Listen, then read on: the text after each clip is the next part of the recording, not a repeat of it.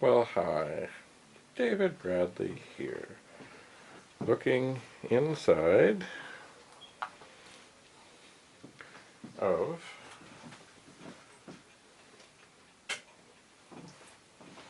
this Commodore 2040 44. Oh, this is a 4040 disk drive. This is the one that I know that works. So, I'm going to very delicately and very carefully take out one chip at a time and see what happens. I am somewhat confident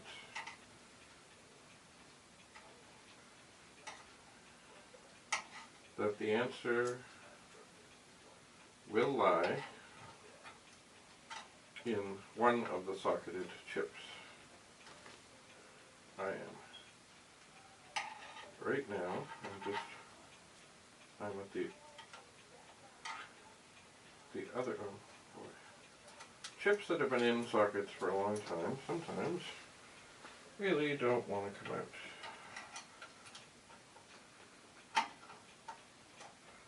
But it is important not to force the issue. So, I'm going somewhat by heat. And when I felt things before, I found that, oh, what do I have here? Oh, I have glasses. That's funny, these glasses, they're supposed to be reading. Sorry. No, these are not cutting. Anyway, I know where this came from. It was the middle socket. Right here. So, excuse my hand. I'm going to gently take this screwdriver. I have long ago given up on official chip pullers because they usually break things. They're violent, and I much prefer being able to gently rock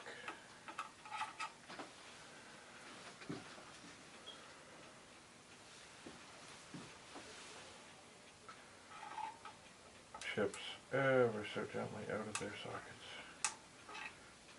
Some people may think I'm crazy.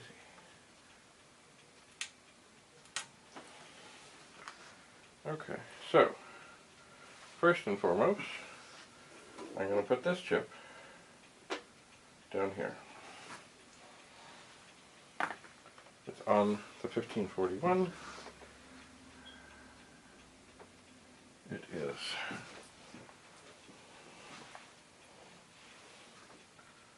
Okay. So I'm now looking at the pins of the potential donor.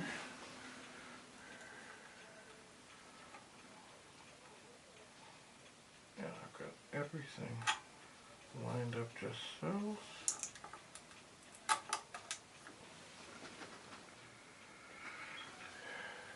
And it's in.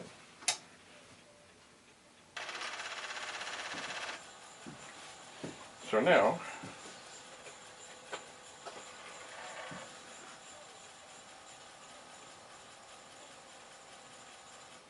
everything is working. So I am just going to do not the elaborate program I was doing before,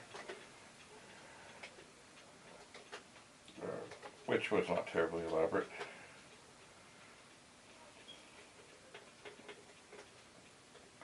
I'm just going to have a catalog in line 10 and in line 20. I'm going to say print DS string, and then I'm going to go to 10. Because if this is the chip that's failing,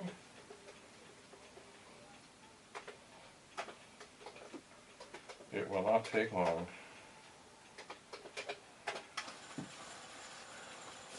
for it to show up. It should be quite quick, as it happens.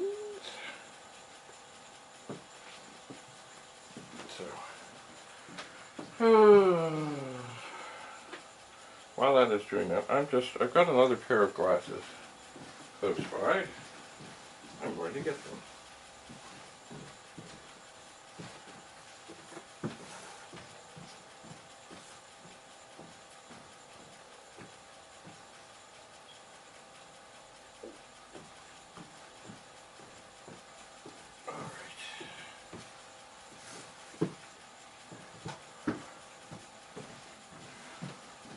So once again, I'm pretty much going by heat.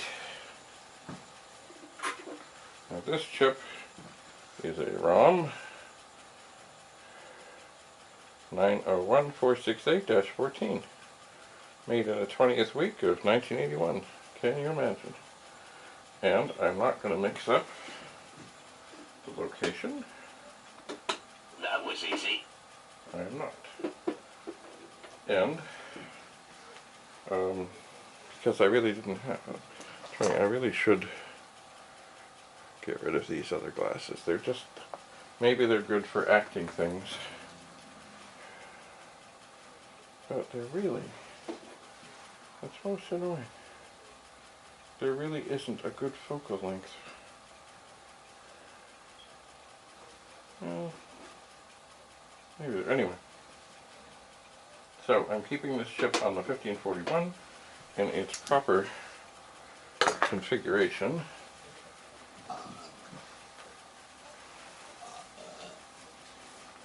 And the test continues. And so far, everything appears to be okay. It does. So far. So, troubleshooting is not always the fastest. It is not.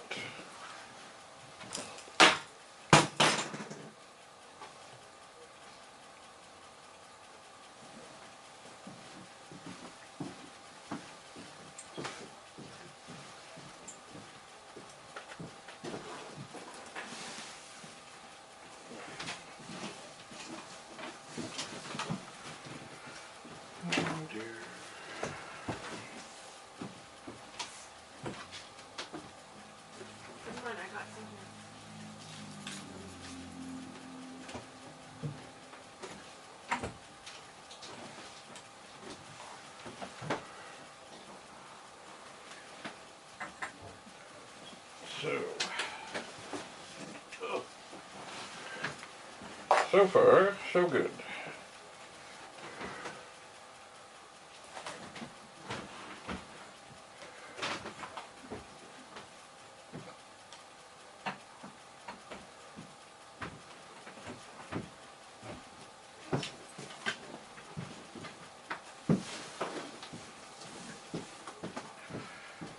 So,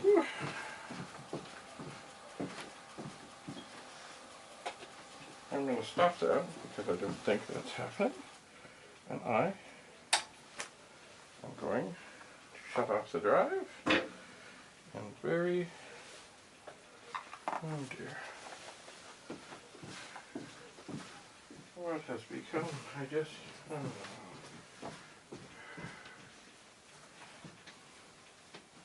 I just had my glasses. Oh, okay. There they are. Okay. So, first we'll go to the donor.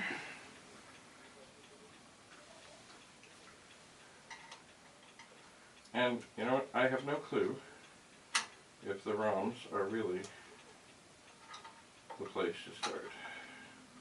The more I think of it, maybe they're not. But, you know. And it does look like the boards in these are identical. if not identical, pretty darn close. So, what we have here is another ROM chip. 901468-16, made 22nd week, 1981.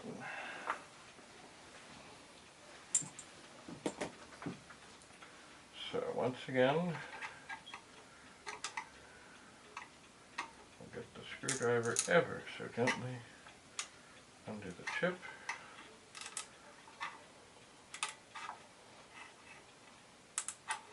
Twisting, pulling, very gently.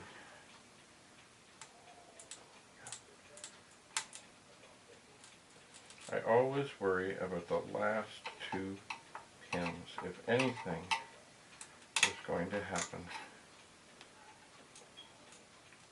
It always seems to be to now. A little bend, but not bad. So I'm going to put that next to the other chip in its proper configuration. I'm going to look carefully at the legs of what I took out and see that they look good. The witness mark has been noted, and as I do it, I like to put everything in on one side and just push ever so gently. So we turn the drive back on.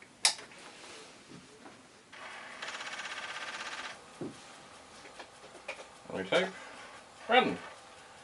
And so far, so good. The drive is performing admirably so far.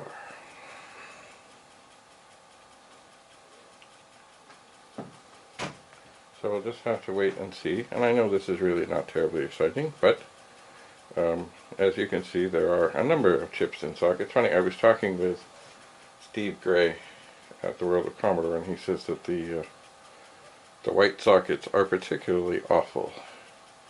And I really don't want to get into a situation where the socket gets ruined and then I have to get into soldering and unsoldering and all of that. So I'm hopeful none of that happens. So, you know what, for this moment, well, now we got a little bit more to go here. I would like to at least do these 3 ROMs and then perhaps leave it sitting for a while longer and see what is what. There's always, of course, the possibility that there's power supply issues, but I really don't think so, because everything is working, it just isn't working, if you get my drift.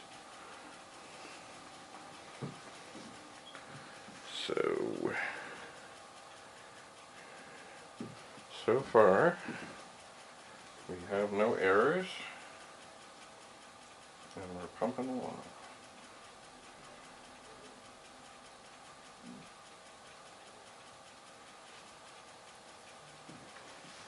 But I don't want to change too much too fast, because then you don't know what you've done. Or it's harder to figure out what caused it. I figure if I do these 3 ROMs, and well, you know what, while this is spinning away, I'm going to get the next ROM out. Ever so gently.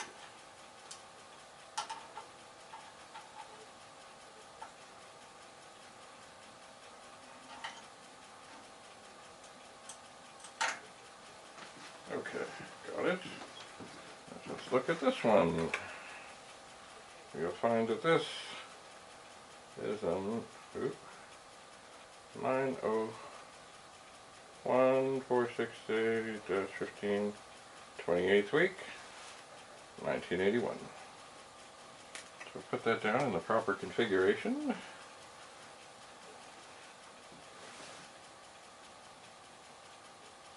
And you know, the more I think about it, it's probably not the ROM chips.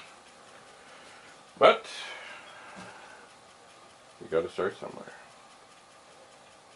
And they were, especially the first 2 I checked, quite warm.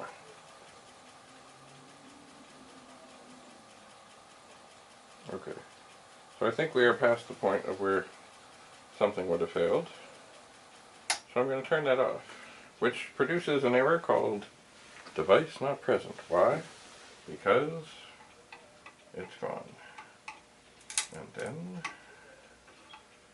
once again,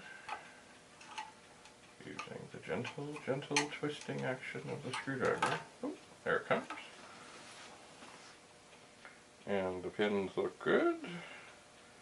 And I'm going to put it down in the configuration to which it came out.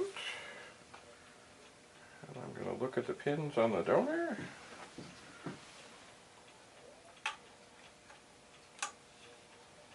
And I'm going in.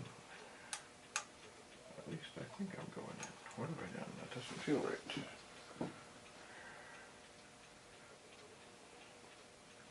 I'm always terrified of breaking a pin. Okay. We're going in. And we're in. We turn on the drive. It comes to life. We press run. Oh.